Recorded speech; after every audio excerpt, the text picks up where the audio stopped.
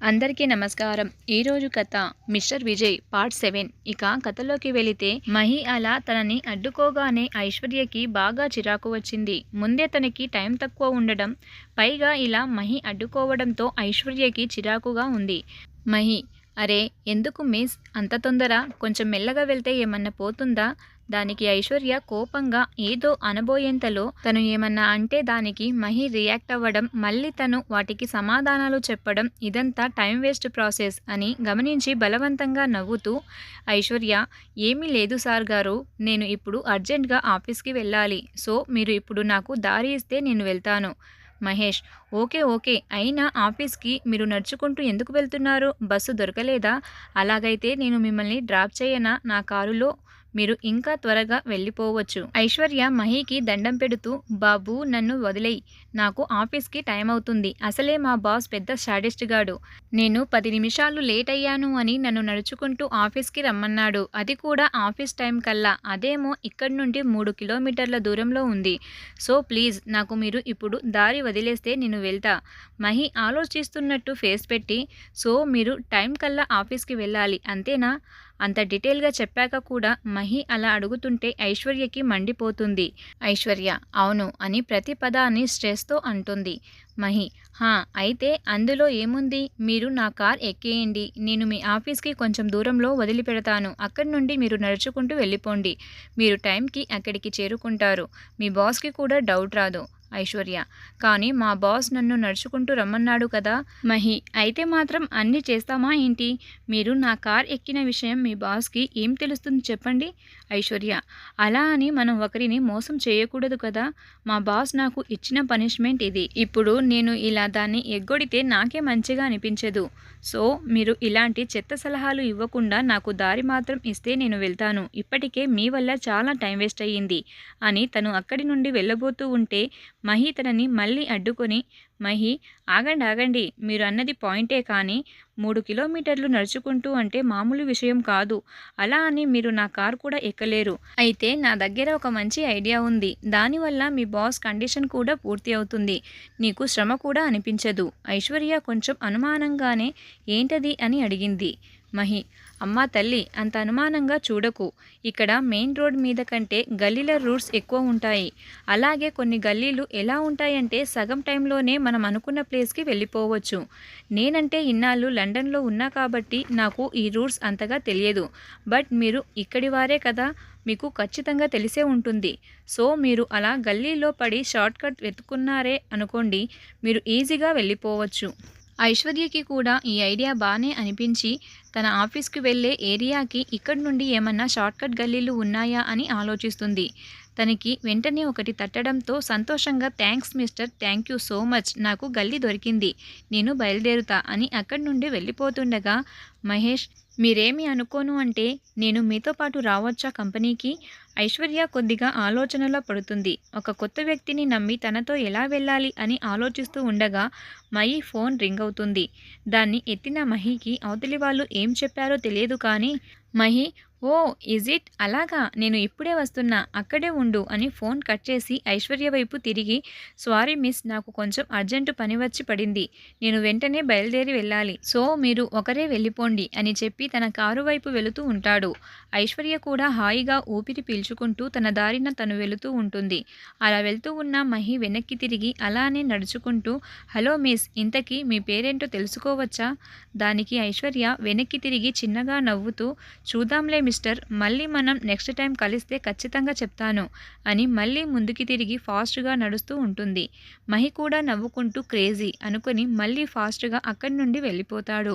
ఇదంతా ఐశ్వర్య వెనుక పెట్టిన సైఫ్ దగ్గర ఉన్న కెమెరా నుండి తన ల్యాప్టాప్లో లైవ్ చేస్తున్న విజయ్ చిన్నగా నవ్వుకుంటూ, విజయ్, పర్లేదు, మన మేడం గారికి ఎథిక్స్ బాగానే ఉన్నట్టున్నాయి అనుకుంటూ మళ్ళీ మహి తనతో మాట్లాడడం గుర్తు చేసుకుని, ఇంతకీ వీడియోలో కనిపించింది ఎవరు? ఇంతకు ముందు ఎప్పుడూ వాడిని చూడనే లేదే. తనకు దీనికి ఇంతకుముందు ఎలాంటి రిలేషన్ లేదే, సడన్గా ఎలా ఊడిపడ్డాడు? ఊడిపడడమే కాదు, నేను దానికి పనిష్మెంట్ ఇస్తే దాన్ని తప్పించుకునేలా చేశాడు. వీడి వల్ల ఇది పనిష్మెంట్ నుండి తప్పించుకుంది. అయినా ఆ పనిష్మెంట్ తప్పించుకుంటే ఏంటి, అది తిరిగి తిరిగి రావాల్సింది నా దగ్గరికే కదా. రాని రాని వచ్చాక చెప్తా దాని పని అనుకుంటూ ఉంటాడు. ఈలోపు ఐశ్వర్య గల్లీలో పడి తిరుగుతూ తిరుగుతూ ఎలాగో అరగంటలోపు ఆఫీస్కి చేరుకుంటుంది. తన సందుల్లో పడి వచ్చినప్పటికీ కొంచెం దూరం తగ్గుతుంది కానీ సగానికి సగం తగ్గదు కదా. అందులోనూ చిన్నప్పటి నుండి ఎప్పుడూ అంతలా నడవకపోవడం ఐశ్వర్య కాళ్ళు బాగా లాగుతున్నాయి. కానీ మళ్ళీ లేట్ అయితే ఇంకేమీ అంటాడో అన్న భయంతో వాటిని పట్టించుకోకుండా ఫాస్టుగా లోపలికి వెళ్ళిపోయి నోట్బుక్లో ఎంట్రీ చేసేసి అలానే పరుగులాంటి నడకతో విజయ్ క్యాబిన్కి చేరుకొని బయట నుండి డోర్ తట్టి, Aishwarya, may I come in sir అని అంటుంది. అప్పటికే తన ఛాతీలో చిన్నగా నొప్పి మొదలైంది. అంత దూరం నడిచి మళ్ళీ ఇప్పుడు పరిగెత్తుకుంటూ రావడం వల్ల కొద్దిగా రొప్పుతూ ఉంది. విజయ్ తనని చూడగానే తన పరిస్థితి అర్థమై తనని లోపలికి రమ్మని చెప్పి తన ఎదురుగా ఉన్న కుర్చీలో కూర్చోబెడతాడు. ఐశ్వర్య కూడా కుర్చీలో కూర్చొని కొంచెం సేపు ఏమీ మాట్లాడదు. కొద్దిసేపటి తరువాత తను కుదటపడింది అని నిర్ధారించుకొని తన ముందుకి నీళ్ళ గ్లాస్ తోస్తాడు. దాన్ని అందుకొని తాగి నార్మల్ అయిపోయింది ఐశ్వర్య. తను సెట్ అయిపోయింది అని చూసి అప్పుడు మాట్లాడడం మొదలుపెట్టాడు విజయ్. గుడ్ గుడ్, పనిష్మెంట్ బాగానే పూర్తి చేశావు. ఇంత తొందరగా మన ఆఫీస్కి రావడం అంటే మామూలు మాటలా? దీని వెనక చీటింగ్ ఏమీ లేదుగా అని ఏమీ తెలియనట్టే అడుగుతాడు. దానికి ఐశ్వర్య ఓరగా చూస్తూ, అవును సార్, నేను కష్టపడుతున్నా అని చూడలేక నా కోసం ఎవరో ఏరోప్లేన్ పంపించారు సార్. అదే మీ ఇంటి దగ్గర పికప్ చేసుకుని మీ ఆఫీస్ ముందు దింపేసింది అని అంతే వెటకారంగా సమాధానం చెప్పింది. దానికి విజయ్ నవ్వుతూ వెరీ ఫన్నీ అని మళ్ళీ సీరియస్ అవుతూ, బట్ ఐఎమ్ సీరియస్. పొద్దున నువ్వు కావాలని నా ఉప్మాలో అంత కారం కలిపావు అని నాకు తెలుసు. దానికి నీకు విడిగా పనిష్మెంట్ ఉంటుంది. ఉప్మాలోనే కారం కలుపుతావా నువ్వు? ఎంత ధైర్యం నీకు? ఐశ్వర్య, సంతోషించండి, కొద్దిగా కారం మాత్రమే కలిపాను. అదే మా సిస్ చెప్పినట్టు 30 పచ్చిమిర్చీలు కలిపి పేస్టు చేసి అందులో కలపలేదు. కొంచెం కలిపినందుకే అంతగా గిలగిల్లాడారు. అదే 30 కలిపి ఉంటే ఏమైపోయేవారో. విజయ్, కలుపుతావు, ఎందుకు కలపవు? అయినా ఈ సోదికి నా దగ్గర టైం లేదు కానీ వెళ్ళి నాకు ఒక స్ట్రాంగ్ కాఫీ కలుపుకొని రా. ఇంకొకటి, ఈసారి ఇందులో కారం, ఉప్పు లాంటివి కలపకుండా చక్కెర కలిపి తీసుకురా. ఐశ్వర్య విజయ్ని తిట్టుకుంటూనే, వీడికి నిజంగా మా సిస్ చెప్పినట్టు కాఫీలో ఎంట్రీని కలిపి పెట్టాలి, దెబ్బకి దరిద్రం వదిలిపోద్ది అనుకుంటూ ఉండగా విజయ్, ఏమన్నావు? ఐశ్వర్య, ఏం లేదు సార్, కాఫీ తీసుకువస్తున్నా అని బయటికి వెళ్ళి అక్కడే ఉన్న కాఫీ మేకర్లో ఒక మంచి కాఫీ పెట్టి దాని స్మెల్ చూస్తూ సూపర్ ఉంది అనుకుంటూ ఉండగా తనకి విజయ్తో జరిగిన ఒక ఇన్సిడెంట్ గుర్తుకు వస్తుంది. ఐశ్వర్య, నీ చేతితో ఒక మంచి కాఫీ పెట్టి తీసుకురావా ప్లీజ్. దానికి ఐశ్వర్య నవ్వుతూ సరే అంటూ కాఫీ పెట్టి తీసుకొచ్చి విజయ్కి ఇస్తుంది. విజయ్ దాన్ని స్మెల్ చూస్తూ, ఆహా, ఏం స్మెల్ వస్తుంది, సూపర్ అంటూ దాన్ని అలా ఆస్వాదిస్తూ తాగుతూ, ఆహా, అద్భుతం, నీ చేతిలో ఏదో మ్యాజిక్ ఉంది ఐషు, ఎంత బాగా చేశావో తెలుసా, అసలు జీవితాంతం చేతి కాఫీ తాగుతూ బ్రతికేయొచ్చు అని కాఫీ తాగడం పూర్తి చేసి తన 2 చేతులను తన చేతిలోకి తీసుకుని ముద్దు పెడుతూ, నిజంగానే నాకు జీవితాంతం నీ చేతి కాఫీనే కావాలి అని తన ఒళ్ళో పడుకుంటాడు. విజయ్ చేసిన పనికి ఐశ్వర్య లైట్గా బ్లేస్ అవుతూ విజయ్ తలనిమురుతూ ఉంటుంది. ఇదంతా ఐశ్వర్య గుర్తు చేసుకుంటూ ఉండగా కాఫీ వేడికి చెయ్యికి చొరక తగలగానే ఈ లోకంలోకి వచ్చి తన కంట్లో చేరిన చిన్న తడి దాన్ని అక్కడే చెరిపేసి ఆ కాఫీని పట్టుకుని విజయ్ క్యాబిన్లోకి వెళ్ళి విజయ్ టేబుల్ మీద పెడుతుంది. విజయ్ దాన్ని తీసుకుని తాగుతూ, పర్లేదు, బాగానే పెట్టావు, ఎక్కడ ఇందులో కూడా ఏమన్నా కలుపుతావు అనుకున్నా. ఐశ్వర్య మనసులోనే, మా ప్రియాసిస్ చెప్పినట్టే వీడికి ఉప్మాలో కాదు కాఫీలో కలపాలి కారం, మంచిగా కాఫీ పెట్టి తీసుకొస్తే దానికి కూడా సెటైర్లు అనుకుంటూనే ఒకవైపు విజయ్ని చూస్తుంది. విజయ్ ఆ కాఫీని పూర్తిగా ఆస్వాదిస్తూ తాగుతున్నాడు. అంతలోనే ఐశ్వర్యకి ఏదో గుర్తొచ్చి క్యాబిన్ నుండి బయటికి వెళ్తుంది. విజయ్ కాఫీ తాగుతూనే ఐశ్వర్య ఎటు వెళ్తుందా అని చూస్తున్నాడు. ఐశ్వర్య నేరుగా అక్కడి నుండి క్యాంటీన్లోకి వెళ్ళి ఒక శాండ్విచ్ తీసుకొని మళ్ళీ విజయ్ క్యాబిన్లోకి వస్తుంది. అప్పటికి విజయ్ తను కాఫీ తాగడం కంప్లీట్ చేశాడు. విజయ్ ఐశ్వర్యతో, ఇందులో ఏమీ కలపలేదు, ఆ మాత్రం భయం ఉండాలి నేనంటే.